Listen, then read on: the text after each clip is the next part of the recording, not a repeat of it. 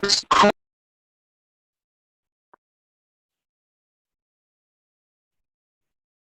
Student, आज हम शुरुआत करेंगे डाउट सॉल्विंग सेशन से। और आज जितनी भी प्रॉब्लम्स हमने लिए हैं वो सब लिए हैं electric field and electric flux से। ठीक है, तो जैसा कि रेगुलर बेसिस पर हम लोग कर रहे हैं और इलेक्ट्रोस्टैटिक हम ऑलमोस्ट कंप्लीट करने वाले हैं। तो विद इन अ डे और टू इलेक्ट्रोस्टैटिक का जो प्रॉब्लम्स हैं और उनके जो क्वेश्चंस हैं इंक्लूडिंग योर एमसीक्यूज, उसको भी हम लोग फिनिश करने वाले हैं। ठीक है, तो आज के क्लास के अंदर हम लोग जो करेंगे उसमें सिर्फ और सिर्फ जो हमारा डिस्कशन होगा, मेजर डिस्कशन जो है वो है आपके डाउट्स से रिलेटेड, जो आपने मेरे को व्हाट्सएप के थ्रू डाउट्स भेजे हैं। अब डाउट्स क्योंकि ऑलमोस्ट क्योंकि काफी सारे थे, तो उसमें से जो टॉप 15 क्वेश्चन जो है वो मैंने वहां से पिकअप कर लिए हैं। ठीक है, लगभग लगभग 15 क्वेश्चन है। तो जिन्होंने पहले 15 क्वेश्चन भेज दिए थे उनको मैंने सबसे पहले प्रायोरिटी दी है। जो बचे हुए हैं ऐसा नहीं है कि उनको डिस्कस नहीं करेंगे, उनको नेक्स्ट क्लास में हम लोग डिस्कस करेंगे। या मंडे टू फ्राइडे आप जब आप आते हैं मेरे पास ऑफलाइन क्लास में, तो आप तब भी पूछ सकते हैं। अगर आपका कोई क्वेश्चन अगर फिर भी पेंडिंग रह जाता है तो आप वेट मत करिएगा, आप मंडे फ्राइडे के बीच में ही पूछ लीजिएगा और सैटरडे संडे में फिर से कुछ नया हम नेक्स्ट सेशन में हम फिर नया कुछ कर लेंगे। ठीक है, तो इस तरीके से शुरुआत करेंगे। तो पहले क्वेश्चन की तरफ बढ़ते हैं। ठीक है, तो देखिए सबसे पहला क्वेश्चन आपके सामने आ गया है और ये असाइनमेंट का क्वेश्चन है बेसिकली, जो मैंने आपको अभी एमसीक्यूज दिए थे। तो उसमें सबसे जो 33 क्वेश्चन है ये काफी लोगों ने मेरे से पूछा है, इसलिए मैंने इसको सबसे पहली प्रायोरिटी दी है। What is the value of total flux through the faces of the cube with the sides of length a if a charge q is placed at corner a of the cube is। और आपको यहाँ पर कुछ options दे रखे हैं। देखिए इस option में एक दिक्कत है, अगर मैं यहाँ देखूं तो इस ऑप्शन में क्या दिक्कत है कि ये क्यू एप्सिलॉन नॉट का मतलब जो है ये एक्चुअल में ये ऐसे है क्यू अपॉन एप्सिलॉन नॉट। तो थोड़ा सा इसको चेंज कर लीजिएगा अपने हिसाब से। ये हो जाएगा मेरे पास क्यू ओवर 2 एप्सिलॉन नॉट, और इसी तरीके से ये हो जाएगा क्यू अपॉन 4 एप्सिलॉन नॉट, और लास्ट वाला हो जाएगा हमारे पास क्यू अपॉन 8 एप्सिलॉन नॉट। ठीक है, तो इसको कैंसिल कर दीजिएगा। ठीक है, ये सब इसमें डिवाइड का साइन नहीं लगा हुआ है, तो ये आपके ऑप्शन है। So what is the value of total flux through the faces of the cube, यानी कि ये एक क्यूब है और क्यूब के वर्टेक्स पर, तो वर्टेक्स का मतलब क्या है कि यहां पर आपका कुछ इस तरीके से एक चार्ज रखा हुआ है। ठीक है, तो देखिए अगर कोई भी एक चार्ज मान लीजिए अगर कुछ यहां पर रखा हुआ है इस तरीके से, तो आप देखेंगे एक चीज कि कितना पोर्शन इसके अंदर रह जाएगा। क्योंकि देखिए अकॉर्डिंग टू गॉस थ्योरम, अगर हम गॉस थ्योरम की बात करते हैं, so according to Gauss theorem, flux किसी भी क्लोज सरफेस से total charge upon epsilon naught के बराबर होगा।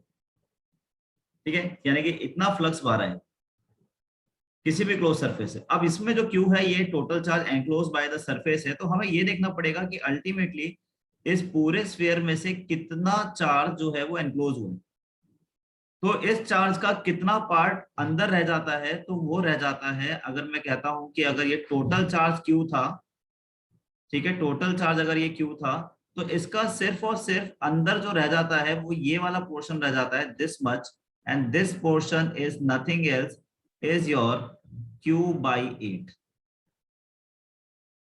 ठीक है, क्यू बाई 8 रह जाएगा, सिर्फ क्यू बाई 4 नहीं रह जाएगा। दिखने में ऐसा लग रहा है कि क्यू बाई 4, बट अगर थ्री डायमेंशनली अगर आप देखोगे, तो अगर आप इसको मान लो एक्सिस वाइज डिवाइड करोगे तो आपको दिखेगा कि ये ऊपर भी जा रहा है। फिर इसको प्लेन वाइज भी देखोगे तो थ्री डायमेंशनली है, क्योंकि फिगर जो है वो थ्री डायमेंशनल है, टू डायमेंशनल फिगर नहीं है। तो थ्री डायमेंशनल फिगर है, तो अगर आप देखेंगे तो ये सिर्फ क्यू बाई 8 पोर्शन जो है वो इस स्फीयर के अंदर रह जाता है। ठीक है, तो पहली बात तो ये है कि total charge enclose by the surfaces, हम ये कह सकते हैं क्यू बाई 8। ठीक है, समझ में आ रही है बात? अब क्वेश्चन में आपसे पूछा गया है कि भाई पूरे through the faces of the cube, through the faces of the cube आपसे पूछा गया। अब यहां पर अगर देखा जाए तो इसका मतलब ये हो गया कि जो चार्ज एनक्लोज किया गया है वो total charge enclose by the surface अगर हम देखें तो हमारे पास कुछ रिजल्ट इस तरीके से आएगा, that is phi is equals to total charge enclose by the surface is q by 8 in this particular case divided by epsilon naught. So finally phi is equals to, we can write q upon 8 epsilon naught. ठीक है, तो ये फिर अब अगर मैं इस diagram में दिखाऊं तो इस डायग्राम में अगर आप देखेंगे तो यहां से बाहर आ रहा है, ठीक है, फ्लक्स यहां से बाहर आएगा, फ्लक्स इस वाले फेस से भी बाहर आएगा, ठीक है, फ्लक्स जो है वो यहां से अंदर की साइड भी जाएगा, ये अपवर्ड दिख रहा है बट अपवर्ड ना बनाते हुए इसको मैं कुछ इस तरीके से भी बना सकता हूं, ठीक है, कुछ इस तरीके से ये अंदर की तरफ इस तरीके से जाएगा, तो दिस इज ऑल्सो फ्लक्स। तो ये तीन फेसेस यानी कि face number 1, face number we can say 2 and face number 3, and total faces कितने होते हैं? 6 फेसेस। तो कंट्रीब्यूट जो फ्लक्स को करेंगे वो 1, 2 एंड 3 करेंगे, बाकी के 3 नहीं करेंगे। बाकी के 3 कौन कौन से नहीं करेंगे? एक ये वाला फेस नहीं करेगा, एक ये वाला फेस नहीं करेगा, ठीक है, और एक ये वाला फेस जो आप डार्क फेस देख रहे हैं, दिस वन, ये वाला फेस भी कंट्रीब्यूट नहीं करेगा, ठीक है। मैं नाम दे सकता हूं कि जैसे कि यहां पर अगर मैं नाम देता हूं A B C and let's say this is D, ठीक है, इसको हम नाम दे देते हैं ई एंड एफ, ठीक है, और एक नाम हम इस यहाँ पर दे देते हैं, लेट्स से दिस इज जी। तो मैं कौन कौन से फेसेस फ्लक्स को कंट्रीब्यूट नहीं करेंगे, ठीक है, faces which do does not, faces which does not contribute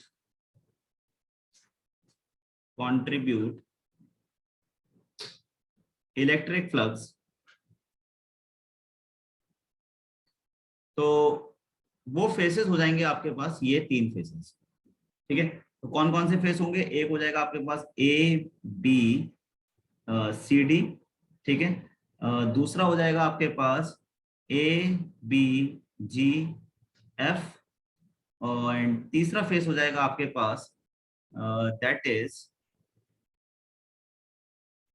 A D E F. तो ये 3 फेस कंट्रीब्यूट नहीं करेंगे। अब ये तीन फेस कंट्रीब्यूट इसलिए नहीं करेंगे क्योंकि इलेक्ट्रिक फील्ड लाइन जो है वो पैरेलली पास होंगी यहाँ से, ठीक है, इलेक्ट्रिक फील्ड लाइंस होंगे वो कुछ इस तरीके से पैरेलल टू द फेस पास होंगी, लाइक दिस, इस तरीके से, ठीक है, और ऐसे ही ये वाला जो फेस है, इस फेस से भी इलेक्ट्रिक फील्ड लाइंस ऐसे पास होंगी। कौन से वाले पे फेस की बात कर रहा हूं मैं? ए बी जी एफ की।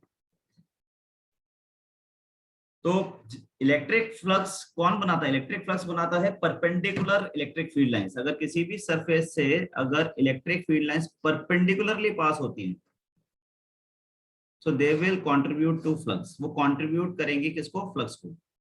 बट अगर मान लीजिए कि अगर ऐसा नहीं है, if they are going parallel to the face, if they are going parallel to the face, if the electric field is going parallel to the face, then it will does not contribute any flux, वो flux नहीं बनाएगा, ठीक है। इसीलिए 3 face contribute करेंगे। तो the correct answer is, so the correct answer is your 4th option, ठीक है। अब मान लीजिए अगर आपसे कहता है कि गॉस थ्योरम के हिसाब से अगर हम देखें कि एक फेज से कितना पास होगा, ठीक है, इलेक्ट्रिक फ्लक्स थ्रू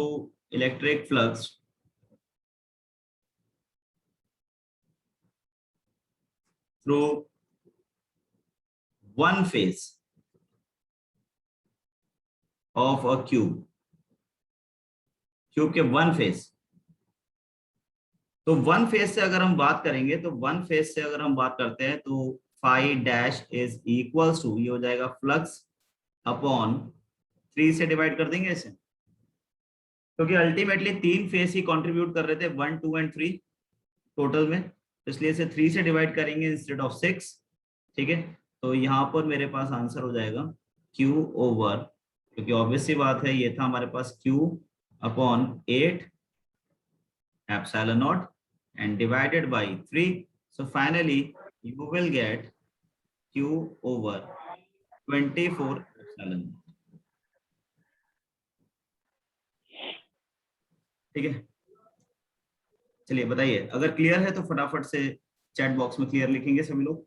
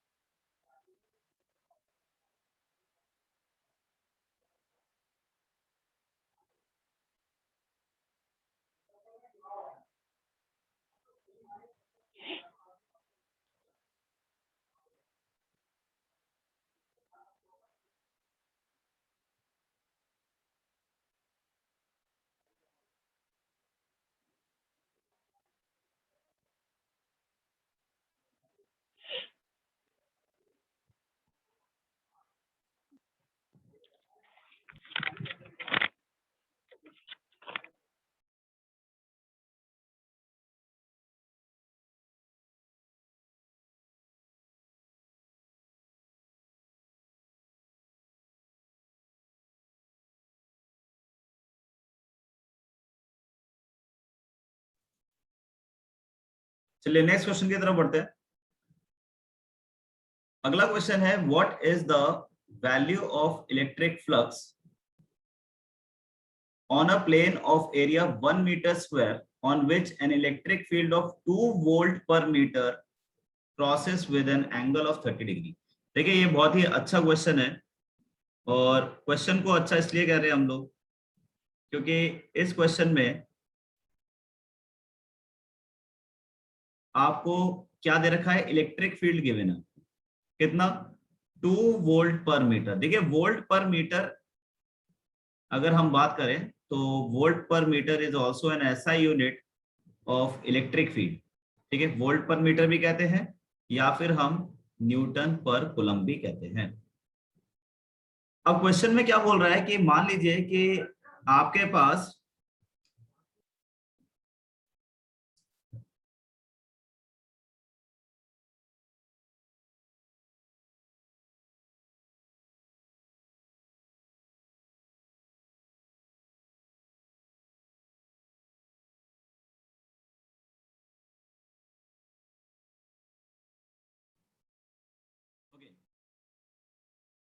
तो नेक्स्ट है हमारा डायग्राम ड्रॉ कर ले तो ज्यादा अच्छा रहेगा हमारे लिए। तो अगर हम इसका डायग्राम देखते हैं तो डायग्राम कुछ इसका इस तरीके से बना सकते हैं कि मान लीजिए कि ये आपके पास कोई भी एक प्लेन है और इस प्लेन का जो एरिया है वो आपको दे रखा है दैट इज 1 मीटर स्क्वायर। ठीक है, एरिया आपको 1 मीटर स्क्वायर दे रखा है। So area vector we know that always acts perpendicular to the area. अब कह रहा है क्वेश्चन में कि जो इलेक्ट्रिक फील्ड लाइन है it is passing at an angle of 30 degree. अब बात ये आती है कि 30 डिग्री किसके साथ एंगल बना रहा है। अब गड़बड़ क्या होती है कि बच्चे ले लेते हैं एरिया वेक्टर और ई के बीच में, जबकि आपको यहाँ पर ये जो एंगल दे रखा है ये आपको दे रखा है प्लेन एंड इलेक्ट्रिक फील्ड के बीच का। ठीक है, तो ऑब्वियस सी बात है ये वाला जो एंगल हो जाएगा ये हो जाएगा मेरे पास 90 माइनस थीटा। तो 90 माइनस थीटा करेंगे तो this angle will be 60 degree. ठीक है, इसका मतलब इलेक्ट्रिक फील्ड और एरिया वेक्टर के बीच में जो एंगल फॉर्म हो रहा है वो 60 डिग्री फॉर्म हो रहा है। And you have to find out the flux. तो फॉर्मूला होता है हमारे पास ई ए कॉस थीटा। सारी वैल्यूज को पुट कर लेते हैं तो मेरे पास हो जाएगा 2 इंटू 1 एंड यहाँ पर डालेंगे हम cos 60। So finally 2 into cos 60 की वैल्यू 1/2, 2 से 2 cancel. So finally you will gate, ठीक है, 1 वेबर या वोल्ट मीटर जैसा भी है। This is your answer. ठीक है, तो this is the correct answer. So I hope this is clear to all of you. बताइए।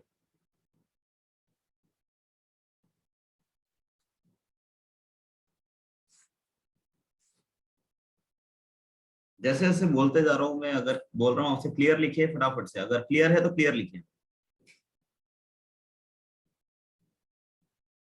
फटाफट फटाफट करते जाना है।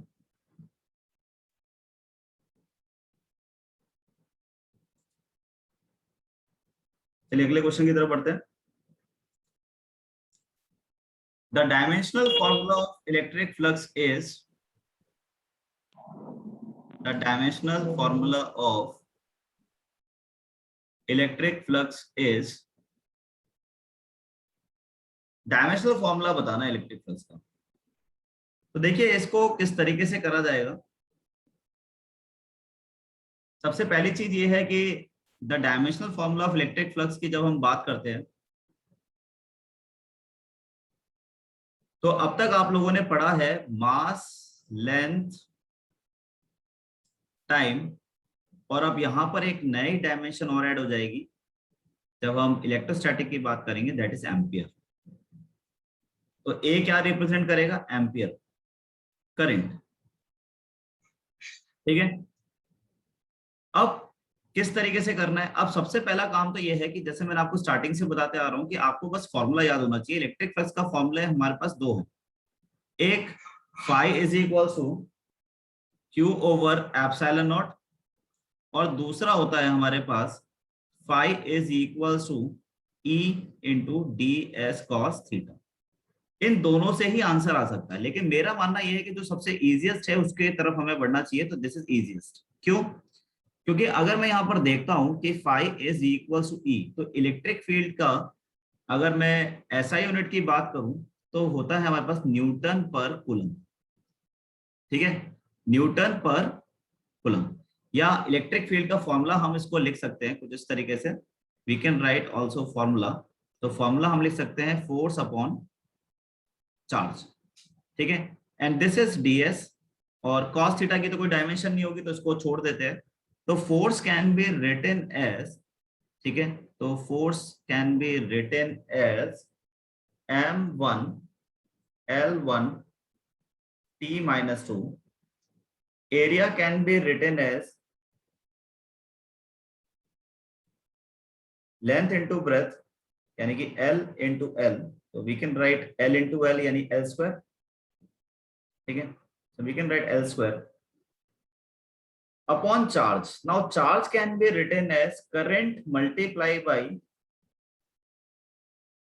time. ठीक है, we know that current is equals to charge upon time. तो अगर चार्ज निकालना है तो करंट मल्टीप्लाई बाय टाइम कर देंगे। तो finally we will get m1 l3 t minus 2 divided by a।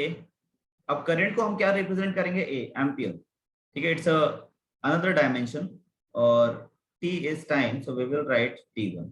बस finally we will get the answer. तो ये हो जाएगा मेरे पास m1, ठीक है, l3 t माइनस 3, और ये हो जाएगा मेरे पास a1। ठीक है, तो ये हमारा मैच करता है। अच्छा, ये a minus one, sorry this is a minus one, तो हमारा ये मैच करेगा this one. So second is the answer. ठीक है, चलिए नेक्स्ट अगले क्वेश्चन की तरफ।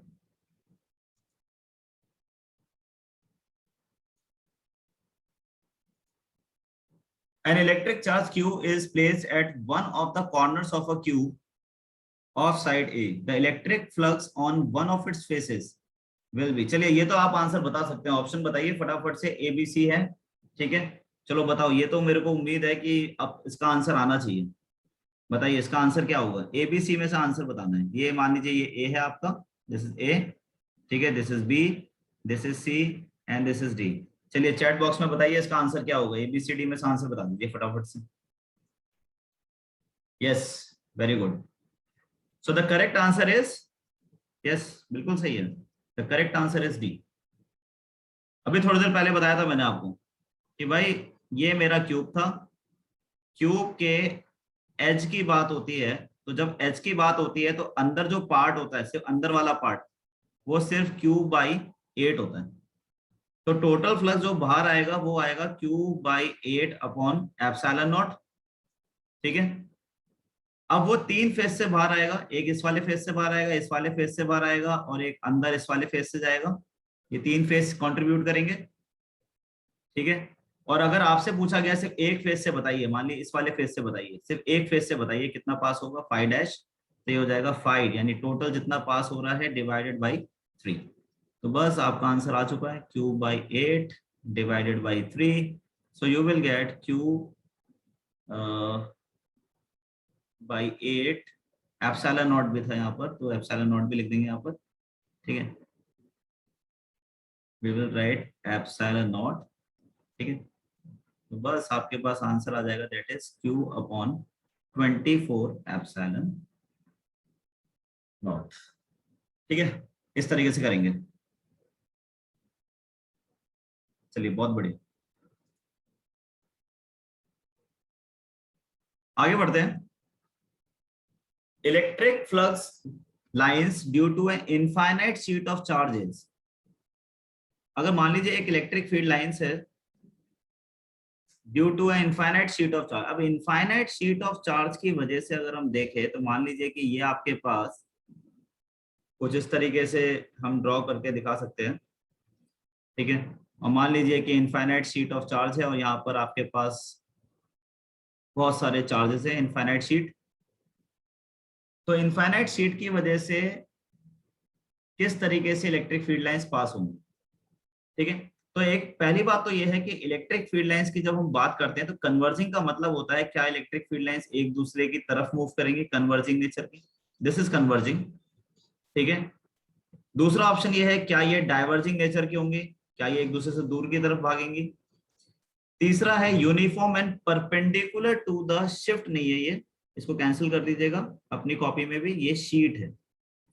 ठीक है, दिस इज ऑल्सो शीट। ठीक है, तो नॉन साइंस साइड वालों से अगर लिखवाओगे ये सारे क्वेश्चंस तो फिर यही हालत होगी, शीट को वो शिफ्ट लिखेंगे। ठीक है, तो मैं अगर ऐसा कहता हूं कि मान लीजिए कि let's say if I draw Gaussian surface here, तो गॉसियन सरफेस के हिसाब से अगर हम देखें तो इलेक्ट्रिक फील्ड लाइन अगर मैं इस वाले पॉइंट की बात करता हूँ, ए पॉइंट की, तो it will go like this, and we know that E is equals to sigma over 2 epsilon naught which is independent of R। आप इस फॉर्मूले को देखेंगे तो it is independent of R। तो इसका मतलब ये हो गया कि ये तो यूनिफॉर्म तो डेफिनेटली होगा ही होगा, and it is perpendicular to the shift. तो आप देखोगे electric field is perpendicular to this sheet. ठीक है, तो I think this is the correct answer, बिल्कुल ये वाला जो सी आंसर है, ये सी ऑप्शन जो होगा वही इसका आंसर होगा।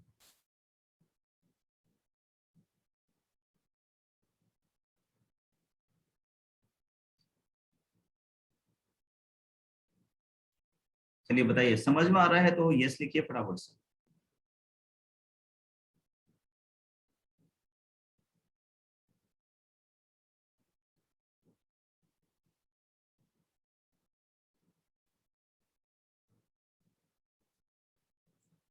ओके, अगले क्वेश्चन की तरफ बढ़ते हैं।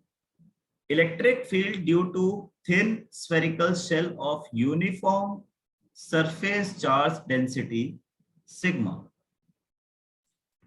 भाई पहली बात तो ये पता होना चाहिए कि स्फेरिकल शेल होता क्या है। It's a coconut. Spherical shell is nothing else, is your coconut. Coconut की बात हो रही। तो मान लीजिए कि ये आपके पास इस तरीके से ऐसे कर सकते हैं कि shell is like this, two coverings. तो क्वेश्चन ये कह रहा है कि मान लीजिए कि अगर सरफेस चार्ज डेंसिटी इसके सरफेस पर इस तरीके से अगर हम चार्जेस को मान लेते हैं यूनिफॉर्मली डिस्ट्रीब्यूटेड है, ठीक है, एंड इट है surface charge density sigma, and let's say this is your capital R, and आपको इलेक्ट्रिक फील्ड फाइंड आउट करना है such that small R is less than capital R. तो इसका मतलब ये कहीं अंदर रह जाएगा। दिस इज स्मॉल आर, ठीक है। तो small R is less than capital R. So we know that inside the shell charge is always equals to 0। Shell के अंदर चार्ज की वैल्यू जो होती है वो 0 होती है, और अगर ये चार्ज की वैल्यू 0 हो जाएगी तो इलेक्ट्रिक फील्ड का फॉर्मूला होता है 1/4πε0 Q ओवर आर स्क्वायर। तो अगर चार्ज की वैल्यू ही 0 हो चुकी है तो इलेक्ट्रिक फील्ड की वैल्यू भी 0 हो जाएगी। So this will be your correct answer. तो सी जो होगा वो आपका सही जवाब।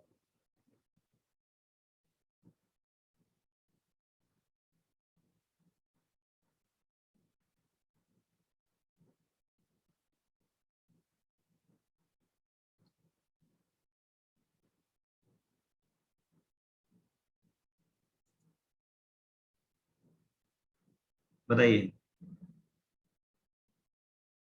कुमकुम समझ में आ रहा है?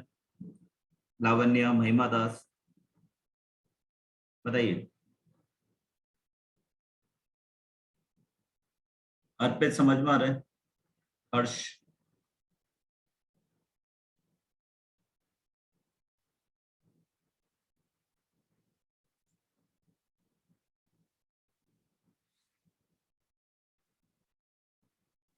चलिए आगे बढ़ते हैं।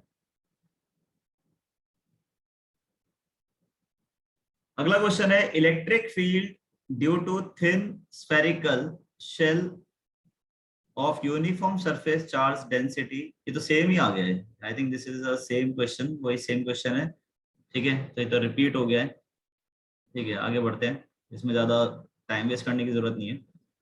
ओके, अगला क्वेश्चन आता है एनसीईआरटी से। क्वेश्चन एक मेरे को ये भेजा गया था, example 2.4। Four charges are arranged at the corners of a square A, B, C, D of a side small d। ठीक है, तो ये A, B, C, D आपके पास एक स्क्वायर है और उसके कॉर्नर्स पर कुछ चार्जेस रखे हुए हैं as shown in the figure. और क्वेश्चन में आपको ये भी दे रखा है कि यहाँ से लेकर यहाँ तक का जो डिस्टेंस है वो स्मॉल डी है। तो यहाँ से लेकर यहाँ तक का डिस्टेंस भी स्मॉल डी होगा, और वो इसलिए होगा बिकॉज इट्स अ स्क्वायर।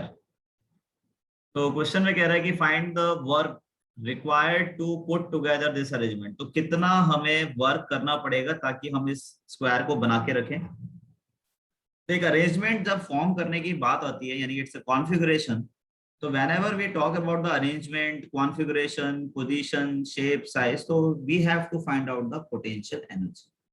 क्या निकालना है आपको? Potential energy. तो मैं अगर यहाँ पोटेंशियल एनर्जी की बात करूंगा, that how much potential energy is required, तो potential energy always depends upon the number of relations between the charges. तो आप देख सकते हैं यहाँ पर एक U1 हो जाएगा, यहाँ पर एक U2 हो जाएगा, यहाँ पर एक U3 एनर्जी सेटअप होगी, इनके बीच में U4 हो जाएगी। डायगनली भी एक्ट करेगा कुछ इस तरीके से, तो ये हो जाएगा मेरे पास U5, और एक डायगनली कुछ इस तरीके से भी एक्ट करेगा, ठीक है। तो ये हो जाएगा मेरे पास U6। So total potential energy can be written as U1, U2, U3, U4 and U5 plus U6, कुछ इस तरीके से। अब आपको क्या करना है कि अगर हम देखें तो let's say if I find out U1, तो पोटेंशियल एनर्जी का फॉर्मूला होता है 1/4πε0, ठीक है, Q1 Q2 over basically R, ठीक है। ये हमारे पास फॉर्मूला होता है। अब जैसे इस वाले बात कर रहे हैं हम, पहले दो की अगर हम बात करते हैं, let's say if we talk about the first one U1 की अगर हम बात कर रहे हैं, तो माइनस क्यू चार्ज है यहाँ पर, और यहाँ पर आपका प्लस क्यू चार्ज है, ठीक है। तो वैल्यू पुट करते हैं, तो जैसे मैंने आपको बताया था that potential is a scalar quantity, ये एक स्केलर क्वांटिटी है, और स्केलर क्वांटिटी में फॉर्मूले के अंदर चार्ज का साइन कंसिडर किया जाएगा। तो माइनस क्यू, ठीक है, और यहाँ पर मैं के लिख देता हूँ, ठीक है, आई एम राइटिंग के हियर, ठीक है। के क्यों लिख रहा हूं मैं? इसकी जगह इसको सब्स्टिट्यूट कर रहा हूं पूरे को, किससे? के से। शॉर्ट हो जाएगा, थोड़ा सा इजी हो जाएगा लिखने में। तो over R finally you can write down that is minus K Q square over R, ठीक है। Now this is same for U2 also, क्योंकि यहाँ भी सेम चार्ज है और सेम डिस्टेंस है। अच्छा डिस्टेंस है तो यहाँ पर हम क्या लिखेंगे? Minus K, we can also write q square over d. So this is same for u1, this is same for u2, this is same for u3, this is same for u4, which is equals to minus k q square over d. ठीक है। अच्छा, इसी तरीके से अगर हम बात कर रहे हैं और थोड़ा सा और आगे बात करें, तो यहाँ पर अगर मैं बात करता हूँ in triangle, let's say if I right in triangle, let's say BDC, तो यहाँ से अगर मैं BD का स्क्वायर लिखता हूँ तो मेरे पास आ जाएगा that is D square plus D square. So finally I can write that BD is equals to, you can write down root 2D. ठीक है, BD आप ऐसे लिख सकते हैं. एग्जैक्टली जैसे BD आया है बिल्कुल इसी तरीके से आपके पास AC भी आ जाएगा, यानी BD जो है वो AC के बराबर होगा. ठीक है, तो मैं यहाँ से अगर फाइंड आउट करना चाहता हूँ, क्योंकि अल्टीमेटली मुझे U5 निकालना है और U6 निकालना है, तो U5 U6 एक दूसरे के बराबर होंगे. ठीक है, तो K इज इक्वल्स टू, यहाँ पे बात करते हैं दोनों चार्ज नेगेटिव है, माइनस क्यू. ठीक है, यहाँ भी minus Q and divided by, और यहाँ पर डिस्टेंस कितना है BD, तो BD डिस्टेंस हमारे पास आया था रूट 2D. ओके, और exactly in the same way, same for U6 के लिए भी सेम वैल्यू होती है. So finally we can write K Q square over root 2D, कुछ इस तरीके से इसको लिखा जा सकता है. सारी वैल्यूज आगे है, इक्वेशन नंबर 1 में पुट कर दीजिए. पुट करने के बाद जो भी आएगा दैट इज योर आंसर. ठीक है, इतना तो आप खुद भी कर सकते हैं. ठीक है भाई, U1 U2 U3 U4 की वैल्यू ये रहेगी और U5 U6 की वैल्यू ये आ जाएगी. ठीक है, सारी वैल्यूज को इक्वेशन नंबर 1 में पुट कर दीजिए, you will get the answer. तो this is your first part, ये फर्स्ट पार्ट हो जाएगा.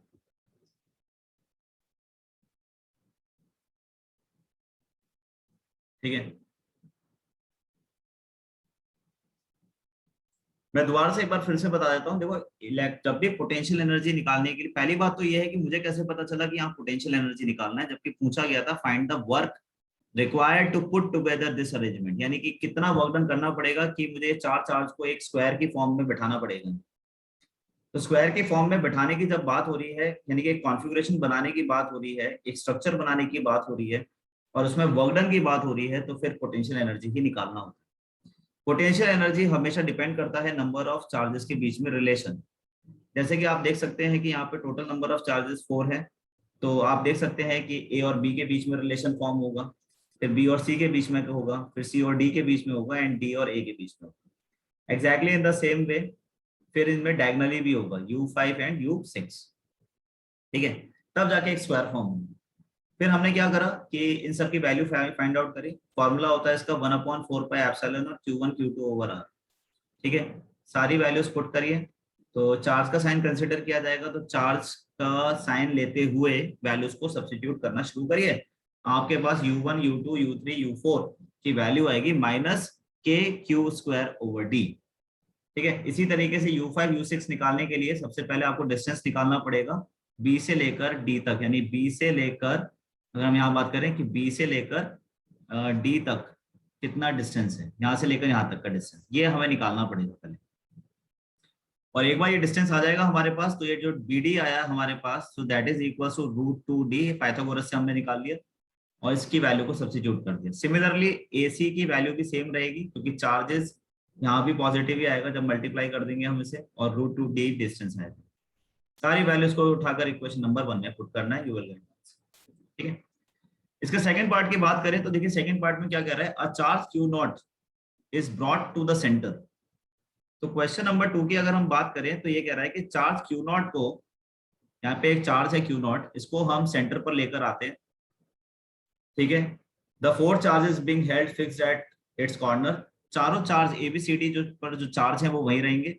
सो कितना हमें एक्स्ट्रा वर्क करना पड़ेगा इस काम को करने के लिए, यानी इस Q0 चार्ज को E पॉइंट पर लाने के लिए हमें एक्स्ट्रा चार्ज कितना करना पड़ेगा, यानी एक्स्ट्रा वर्क डन कितना करना पड़ेगा.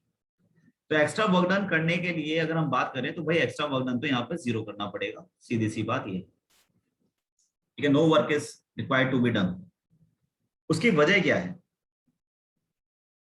तो सबसे पहली बात तो ये है कि वर्क जो होता है वो इक्वल होता है, वर्क कहां पर करना है, ई पॉइंट पर करना है। जब मैं ई पॉइंट की बात करता हूं तो वर्क का फॉर्मूला होता है that is charge multiply by potential. अब किस चार्ज को लेकर आ रहे हैं हम, वो है हमारा क्यू नॉट। किस पॉइंट पर लेके आ रहे हैं, वो है हमारा VE. So let's calculate VE, कि वीई की वैल्यू चारों चार्ज की वजह से कितनी होगी। तो वो हो जाएगी हमारे पास V1 plus V2 plus V3 plus V4। सारी वैल्यूज लिखना शुरू करते हैं। तो देखिए फॉर्मूला होता है हमारे पास, पोटेंशियल का फॉर्मूला क्या होता है भाई, पोटेंशियल का फॉर्मूला होता है 1/4 पाई Q ओवर R। ठीक है, मान लीजिए R क्या होता है, दो चार्ज के बीच का डिस्टेंस, तो Q नॉट और D के बीच का डिस्टेंस कितना होगा यहाँ पर। ठीक है, तो मैं इसको R मान लेता हूँ। तो इसका मतलब ये भी R होगा, ये भी R हो जाएगा, और ये वाला डिस्टेंस भी R होगा, क्योंकि स्क्वायर है, स्क्वायर के डायगोनल्स बाइसेक्ट होते हैं तो इक्वली बाइसेक्ट करते हैं। तो finally I can write VE can be written as 1/4 pi epsilon naught. ठीक है, तो ये हो जाएगा हमारे पास। और यहाँ पर अगर हम इसको लिखना शुरू करें तो पहला हम लिखते हैं ए के लिए। ठीक है, ए के लिए अगर मैं यहाँ पे लिखना शुरू करता हूँ तो ए के लिए हो जाएगा मेरे पास प्लस Q ओवर R। ठीक है, फिर मैं लिखता हूँ बी के लिए। तो बी के लिए आप देखेंगे यहाँ पर तो ये हो जाएगा माइनस Q ओवर R, क्योंकि चार्ज का साइन कंसिडर किया जाएगा, potential is a scalar quantity. फिर सी के लिए बात करेंगे। ठीक है, यहाँ पर अगर हम सी की बात करते हैं तो सी पर भी जो चार्ज है वो पॉजिटिव है, तो Q ओवर R। एंड फिर इसके बाद नेक्स्ट है डी के लिए, तो ये माइनस Q ओवर, सब एक दूसरे से कैंसिल हो जाएंगे। तो कैंसिल होने के बाद finally you will get VE is equal to 0। फटाफट से वैल्यू को यहाँ पे 0 करो और आंसर आ गया आपके पास 0। ठीक है, so I think this is clear to all of you. चलिए फटाफट से यस लिखिए, अगर क्लियर है तो यस लिखिए।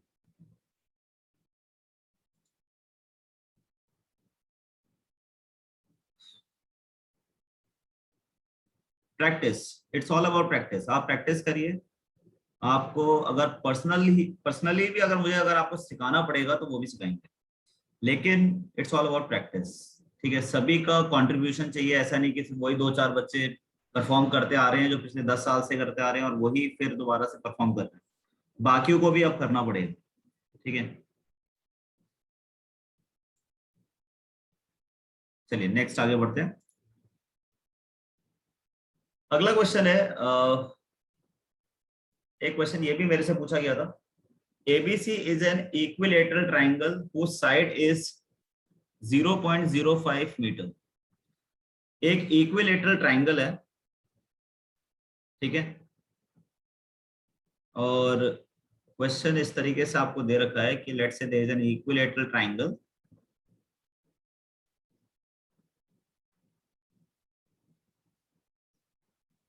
ठीक है, सो ए बी,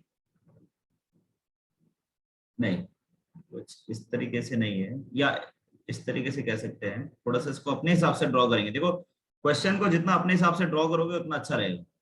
अगर क्वेश्चन को क्वेश्चन के हिसाब से ड्रॉ करोगे तो कई बार गड़बड़ भी हो जाती है।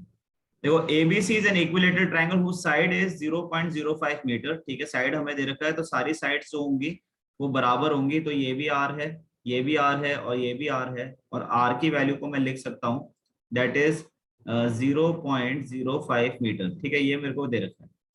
Are placed at A and B are placed charges 5 microcoulomb and -5 microcoulomb. अब देखो यहाँ पर दो चार्ज रखे हुए हैं।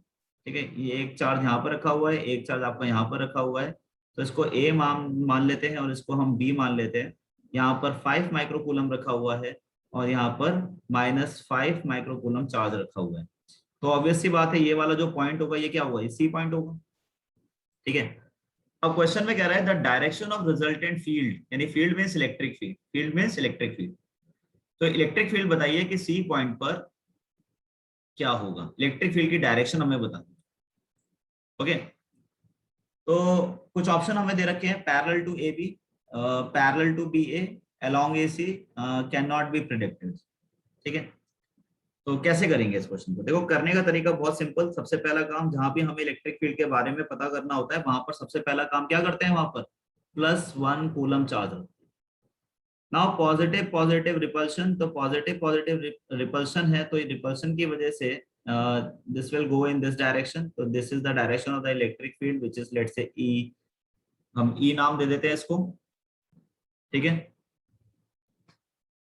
और इसी तरीके से अगर हम बात करें तो नेगेटिव पॉजिटिव अट्रैक्शन, तो ये नेगेटिव पॉजिटिव अट्रैक्शन का मतलब हो गया कि ये कुछ इस डायरेक्शन में जाएगा लाइक दिस, ठीक है, तो this is the direction of the electric field.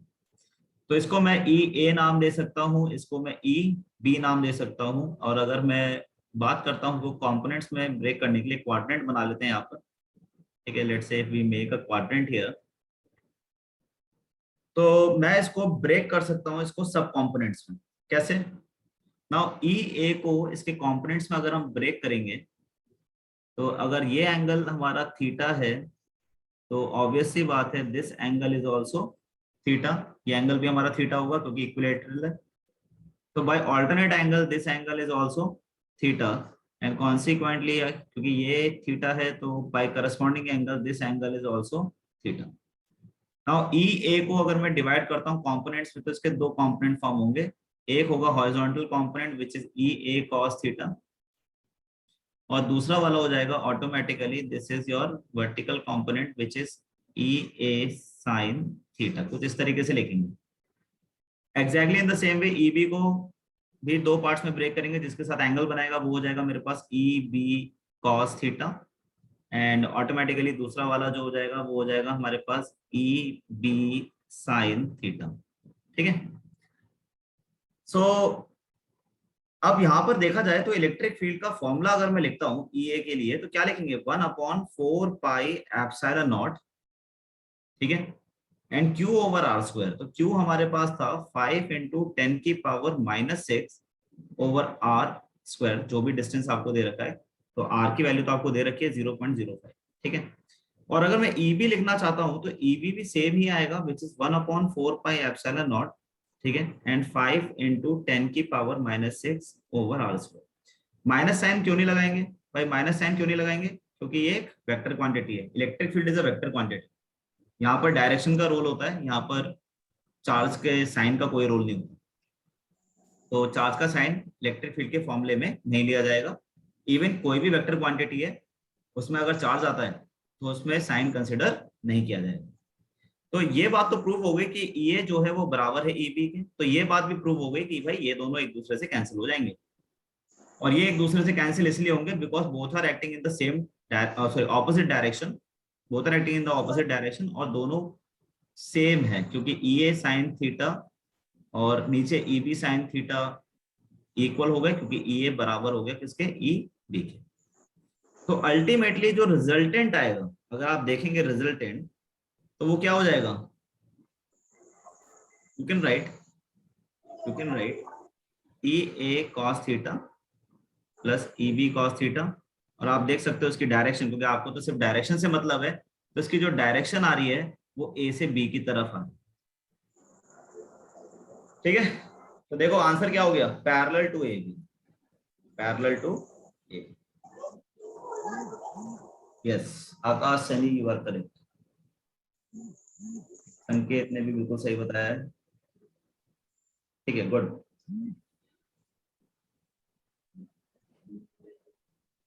चलिए बताइए, कोई प्रॉब्लम? यस और नो?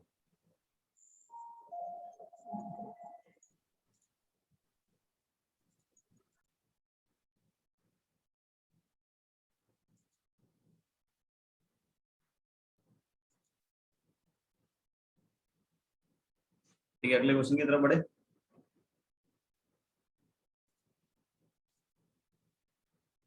ठीक है, अगला क्वेश्चन है, a thin semi circular ring of radius small r has a charge small q uniformly distributed over it. The net electric field at center O is. मान लीजिए कि ये एक सेमी सर्कुलर रिंग है और इस सेमी सर्कुलर रिंग का जो रेडियस है so that is given by small r. आपसे कह रहा है कि इस सेंटर O पर, ये सेंटर O है, इस पर बताइए यहां पर इलेक्ट्रिक फील्ड की वैल्यू कितनी होगी। तो ऑप्शन कुछ आपके पास इस तरीके से है, Q upon 2 pi square epsilon not R square J cap, Q upon 4 pi square epsilon not R square I cap, minus Q over 4 pi square epsilon not R square I cap, and minus Q over 2 pi square epsilon not R square J cap. ठीक है, तो देखो कैसे करेंगे इस question को। देखिए books में अगर आप इस क्वेश्चन को ढूंढेंगे या कहीं भी ढूंढेंगे तो आपको इसका बहुत ही टफ एक सॉल्यूशन आपको मिलेगा। मैं आपको इस क्वेश्चन का सबसे सिंपलेस्ट वे आपको बताता हूं। ठीक है, कैसे? मैं कहता हूं कि आपको मैं कुछ पॉइंट्स यहां पर कहता हूं कि लेट से आप कुछ पॉइंट्स यहां पर मार्क कर लो। ठीक है, कुछ पॉइंट्स को मैं कह रहा हूं आपसे कि यहां पर हम मार्क कर लेते हैं।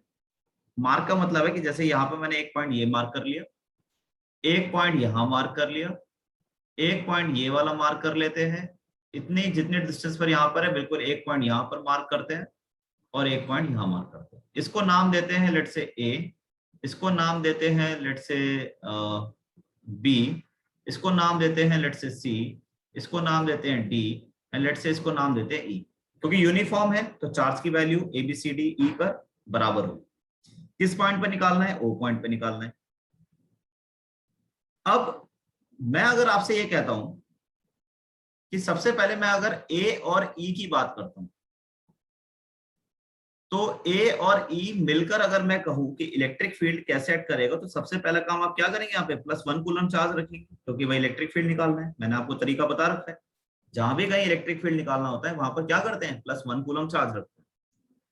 अब पॉजिटिव पॉजिटिव जब ये रिपेल करेगा इधर जाएगा, ठीक है, और ये हो जाएगा मेरे पास दिस इज ई ए। इसी तरीके से पॉजिटिव पॉजिटिव रिपेल करेगा तो ये हो जाएगा मेरे पास ई, ओ सॉरी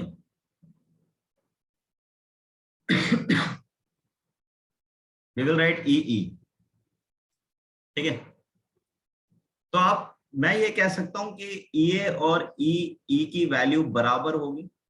ई ए और ई ई की वैल्यू बराबर होगी। क्यों? क्योंकि रेडियस सेम है और it is uniformly charge, uniformly distributed.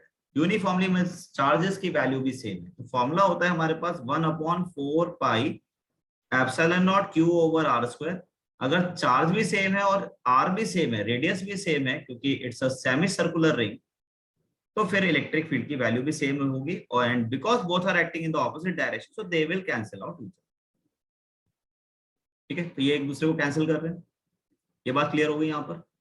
अच्छा, मैं यहाँ पर चेक करता हूं बी और डी की। मान लीजिए कि ठीक है, ये ऑपोजिट, जितने भी ऑपोजिट चार्ज होंगे वो हमेशा एक दूसरे को कैंसिल करेंगे। ठीक है, तो चलो अब बी और डी को देख लेते हैं, क्या ये भी एक दूसरे के ऑपोजिट हैं? तो चलो कोई बात नहीं, इसको देख लेते हैं। यहाँ पर ये इसको यहाँ ऐसे ज्वाइन करेंगे तो यहाँ पॉजिटिव चार्ज है, फिर से पॉजिटिव पॉजिटिव रिपेल करेगा तो this will give you the direction of the electric field which is E B. और ये डी से अगर हम बात करें तो this will give you the direction of the electric field which is E E D. इसको ब्रेक करेंगे कंपोनेंट्स में। अगर आप इसको ब्रेक करेंगे कंपोनेंट्स में तो आपको नजर आएगा साफ साफ कि इसको अगर हम बोलते हैं दो इक्वल, क्योंकि भाई ऑब्वियसली बात है बी और डी की लोकेशन सिर्फ लेफ्ट राइट का फर्क है, बाकी डिस्टेंस वाई एक्सिस और एक्स एक्सिस से बराबर है, कोऑर्डिनेट्स दोनों के सेम है। तो मैं ये कह सकता हूं यहां पर कि if this angle is theta then automatically this angle is also theta. ये भी थीटा एंगल बनाएगा। तो मैं इसको यहां से इसको मैं रब कर देता हूं ताकि थोड़ा सा समझ में आ जाए। ठीक है, इसको रब करते हैं। तो ED can be divided into two components. तो ये हो जाएगा मेरे पास ED cos theta, and similarly ये हो जाएगा मेरे पास ED sin थीटा। इसी तरीके से ये हो जाएगा EB cos थीटा जिसके साथ एंगल बनाएगा, और ये हो जाएगा मेरे पास EB sin थीटा। ठीक है, यहाँ पर EB sin theta. Now again ED cos theta से ED EB cos theta cancel होगा, बिल्कुल होगा। क्यों? क्योंकि ईबी जो है वंस अगेन ईडी के बराबर होगा, क्योंकि चार्ज चार्ज और आर ये दोनों इस वाले केस में भी बराबर है, तो इसीलिए ये भी सेम है, इसलिए कैंसिल हो जाएंगे। इसका मतलब इलेक्ट्रिक फील्ड की डायरेक्शन यहाँ पर कैसे आ रही है, वो आ रही है डाउनवर्ड डायरेक्शन में। यानी इलेक्ट्रिक फील्ड की अगर हम डायरेक्शन देखें तो इलेक्ट्रिक फील्ड की डायरेक्शन अगर हम देखें तो ये डाउनवर्ड डायरेक्शन में आया हमारे पास। नेट रिजल्टेंट जो आएगा वो नेगेटिव वाई एक्सिस में आ रहा है। तो यहाँ पर अगर हम ऑप्शन देखें तो ऑप्शन में सिर्फ नेगेटिव वाई एक्सिस का सिर्फ और सिर्फ एक ही एग्जाम्पल हमें नजर आ रहा है, या एक ही ऑप्शन हमें नजर आ रहा है, दैट इज डी। ठीक है, तो this will be your answer, तो D will be your answer. भाई जे हो नहीं सकता, क्योंकि पॉजिटिव जे का मतलब है positive Z, sorry positive Y axis. I और आई कैप तो भाई एक्स डायरेक्शन का है, तो ये तो किसी भी हाल में पॉसिबल है ही नहीं। तो जो भी ऑप्शन आपको सोचना है वो वाई एक्सिस से रिलेटेड सोचना है, क्योंकि नेगेटिव वाई एक्सिस की डायरेक्शन में आ रहा है, तो ऑटोमेटिकली आप देख सकते हैं कि ये वाला होगा। इवन आप सी वाले को भी अगर आप देखेंगे इंडिविजुअली, तो सी जो है इंडिविजुअली यहाँ पर एक रिपल्सिव लगाएगा, वो भी इस तरीके से लगाएगा डाउनवर्ड, तो वो भी डाउनवर्ड ही लगा रहा है। So the correct answer is, अगर क्लियर है तो फटाफट से क्लियर लिख दो, क्योंकि बुक्स में अगर आप देखोगे ना इसी क्वेश्चन को सेम, कि कहीं भी देखिए कहीं भी बहुत डिफिकल्ट दे रखा है। और इतना डिफिकल्ट सोचना नहीं है, क्योंकि एग्जाम में अगर हम बड़े बड़े सॉल्यूशन करेंगे ऑब्जेक्टिव क्वेश्चन से, यही तो ट्रिक्स हैं।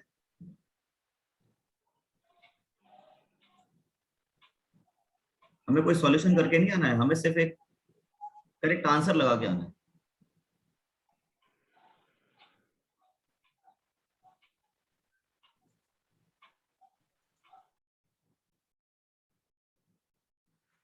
चलिए लास्ट क्वेश्चन।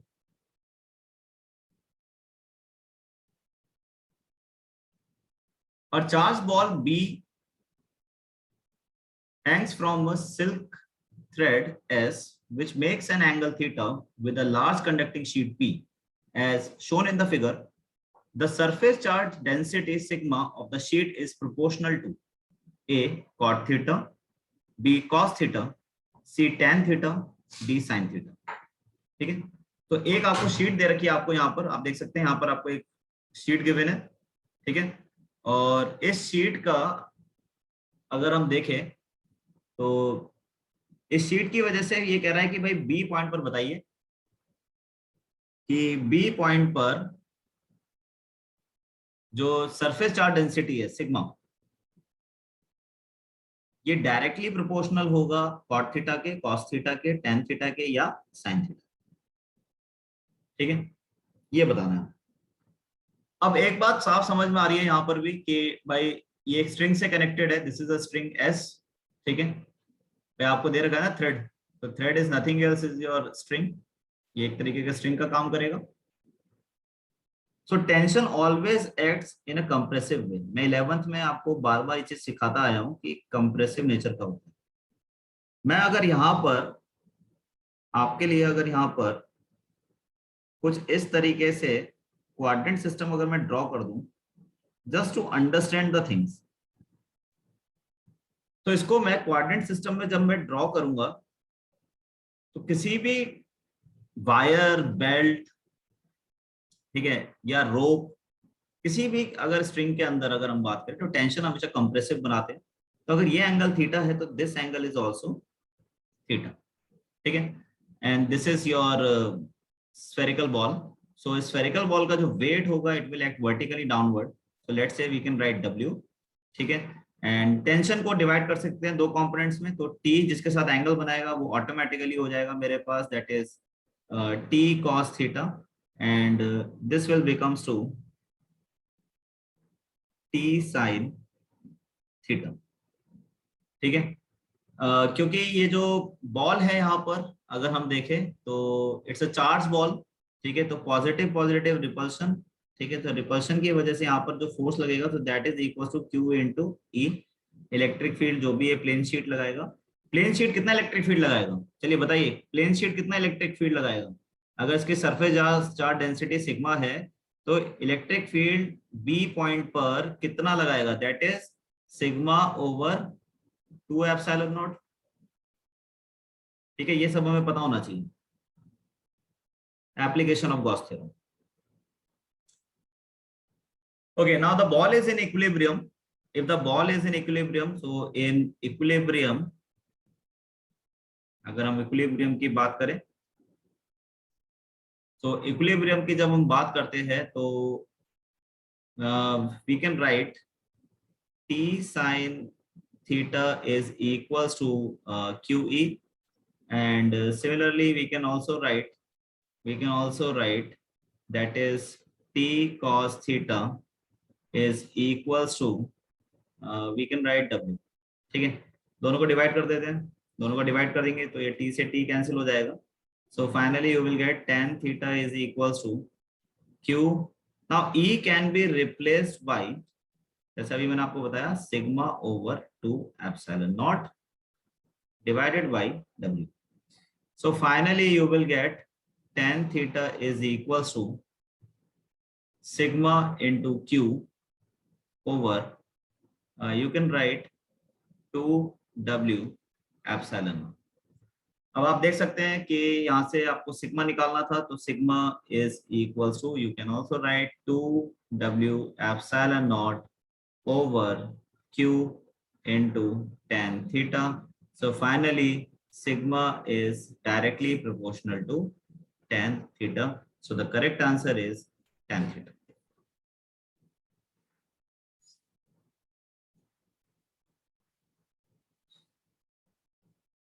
ठीक है, so I think this is clear to all of you।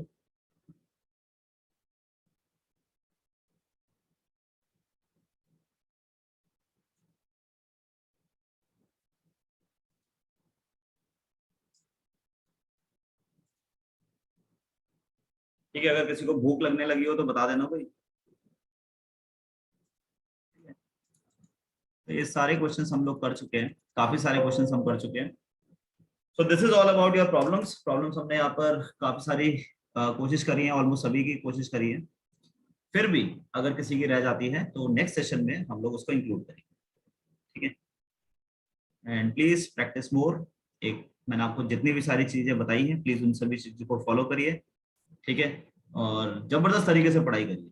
ठीक है, ज्यादा किसी से डिस्कस मत करिए, आप क्या कर रहे हैं, दूसरा क्या कर रहा है, ना ही उसके बारे में सोचिए। सिर्फ अपनी पढ़ाई से मतलब रखिए।